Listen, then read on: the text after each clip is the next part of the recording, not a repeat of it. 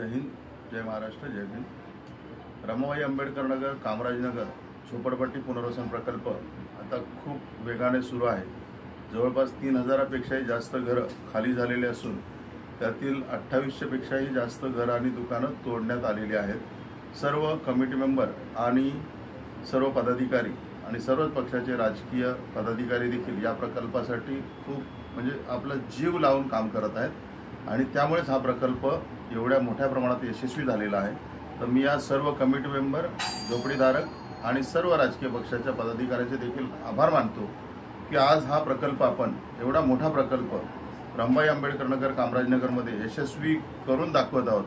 हे खरोखर खूप कौतुकास्पद काम आहे आणि त्याबद्दल आपण मागच्या आठवड्यामध्ये सर्व कमिटी मेंबरचा सत्कार देखील केला, प्रमाणपत्र देखील दिलेलं आहे।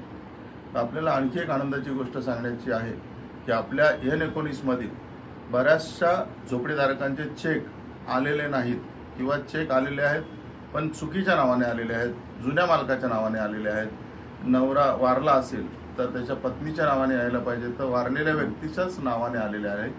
तर असे सर्व लोकांचे चेक देण्याचा उद्या कार्यक्रम आपल्या ओम साई गणेश सोसायटीच्या ऑफिस समोर कामराजनगरच्या गेटवर जे MMRD आणि SRAचं कंटेनरमध्ये ऑफिस आहे त्या ठिकाणी होणार आहे।